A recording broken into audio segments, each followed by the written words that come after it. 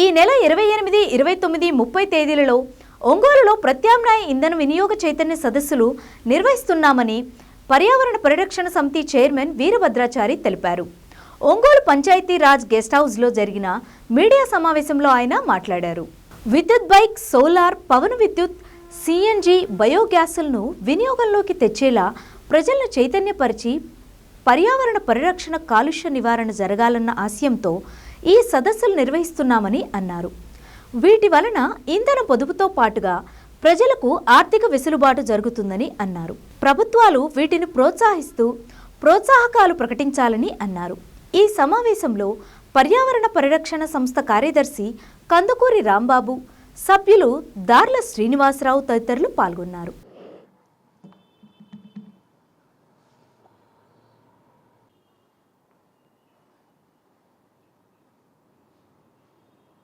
ప్రకాశం జిల్లా ప్రజలందరికీ నూతన సంవత్సర సంక్రాంతి పర్యావరణ హిత శుభాకాంక్షలు.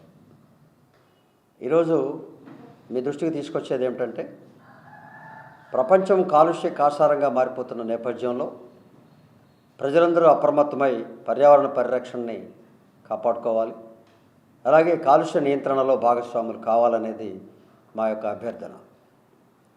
ఈరోజు పెరుగుతున్న జనాభా లాగానే పెరుగుతున్న వాహనాలని మనం చూస్తూ ఉన్నాం. అనేక రకాలుగా ఆ వాహన రద్దీలు, వాహనం ద్వారా వచ్చేటువంటి కర్బన వాయువులు మన ఆరోగ్యాలని, మనకున్న ఆరోగ్య పరిస్థితులు అన్నింటినీ దెబ్బతీస్తూ ఉన్నాయనేది మనందరం గమనిస్తూ ఉన్నాం. ముఖ్యంగా వాయు కాలుష్యం ఈ కర్బన వాయువులతో మిళితమై మన యొక్క ఆరోగ్య పరిస్థితుల్ని తీయని దెబ్బతీస్తూ ఉంది. దీనికై మనందరం కూడా ప్రత్యామ్నాయాల వైపు వెళ్లాల్సినటువంటి అవసరం ఉంది. ముఖ్యంగా వాహన పరిమితి లేదు, వాహన తయారీలో పరిమితి లేదు, వాహన వినియోగంలో పరిమితి లేదు. ఈ ప్రభుత్వాలు ఆ వైపు వెళ్ళట్లేదు. పర్యావరణ పరిరక్షణ కోసం అనేక చట్టాలు చేస్తూ ఉన్నాయి. వాయు కాలుష్యాన్ని నివారించేందుకు అనేక చట్టాలు చేస్తూ ఉన్నాయి. అవి అమలుకు నోచుకోక మనందరినీ చట్టమే మన ఇబ్బందులే ఇలాగా మనం గమనిస్తూ ఉన్నాం.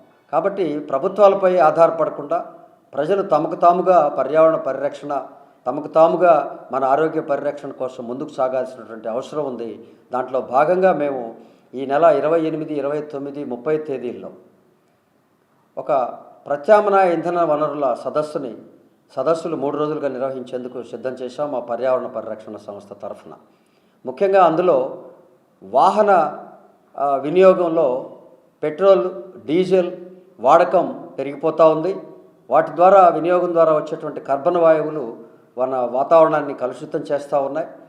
అలాగే ఆర్థికంగా కూడా రేట్లు పెరిగి, ఈ యొక్క ఇంధన కొరత జరిగి అనేక రకాలుగా లీటర్ రేట్లు పెరిగి ప్రజలకు భారంగా మారిపోతున్న నేపథ్యాన్ని కూడా మనం గమనించాలి. అందుకనే మేము ఈ బైక్ని అందరినీ ప్రోత్సహించాలి, ఈ బైక్ ద్వారా ఈ కాలుష్యాన్ని నివారించాలని చెప్పి ప్రజల్ని కోరుతూ ఎలక్ట్రానిక్ బైకుల వైపు నడవాలని చెప్పి మేము ఈ సదస్సు ద్వారా మేము ప్రచారం చేయడానికి, అవేర్నెస్ చేయడానికి సిద్ధంగా ఉన్నాం. కానీ దీంట్లో కొన్ని కార్పొరేట్ శక్తులు ఈ యొక్క ఈ బైక్ మీద అపోహల్ని సృష్టిస్తూ ఉన్నాయి సమాజంలో, ప్రజల్లో. ఇది చాలా దుర్మార్గమైంది. ఇది కరెక్ట్ కాదనేది మేము ఈ అపోహల్ని తొలగించడానికి జరిగే ఈ ప్రక్రియలో, ఈ సదస్సుల్లో మేము తెలియజేయదలుచుకున్నాం.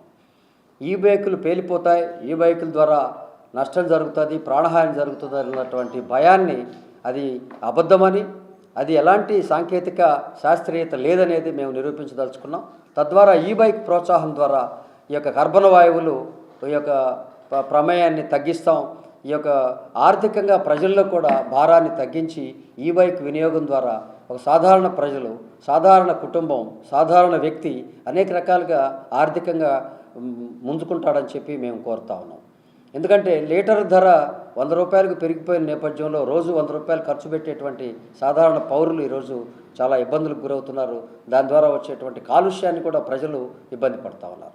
అలాగే విద్యుత్ వినియోగం కూడా ధరలు పెరిగి సామాన్య పౌరుడికి, సామాన్య కుటుంబానికి భారం అవుతున్న దశలో, అలాగే దాని ఉత్పత్తి కూడా కష్టమవుతుంది ప్రభుత్వాలకి. దాన్ని ఉత్పత్తి చేయడం కూడా ఈ సీజనల్ కండిషన్స్లో ఇబ్బంది పడుతూ, ఇవి సప్లై చేయలేక ప్రభుత్వాలు ప్రజలకి అందించలేక ఇబ్బంది పడుతూ వీటి ధరల్ని ప్రజల మీద వేస్తూ ఉన్నటువంటి నేపథ్యం మనం చూస్తూ ఉన్నాం. అందుకనే ఈరోజు కేంద్ర ప్రభుత్వం ఆధ్వర్యంలో రాష్ట్ర ప్రభుత్వం కూడా ఈ యొక్క సోలార్ విద్యుత్తుని, సౌర విద్యుత్తుని వినియోగించుకోమని చెప్తున్నటువంటి అనేక రకాల ప్రచార కార్యక్రమాలని మనందరం చూస్తూ ఉన్నాం. దాంట్లో కూడా ప్రజలను అపోహలకు గురి చేస్తున్నటువంటి కార్పొరేట్ రంగాలని మేమందరం కూడా ప్రశ్నిస్తూ ఉన్నాం. ఇది సరైన విధానం కాదని చెప్తూ ఈ ప్రజల్ని సౌర విద్యుత్ వైపు కూడా, సౌర విద్యుత్ ద్వారా వచ్చేటువంటి ప్రయోజనాలు కూడా వాళ్ళకి తెలియజేసేందుకు ఈ సదస్సులో మేము ఒక ప్రత్యేకమైన కార్యక్రమాన్ని నిర్ణయించాం. తద్వారా ప్రజల్ని చైతన్యపరిచేందుకు జరుగుతుందని చెప్పి తెలియజేసుకుంటా ఉన్నాం. అలాగే కార్లు కూడా ఇంటికొకటి మనిషికొకటి ఉండేటువంటి పరిస్థితులు, లగ్జరీగా ఫీల్ అవుతున్నటువంటి ప్రజల పరిస్థితి నడుస్తూ ఉంది.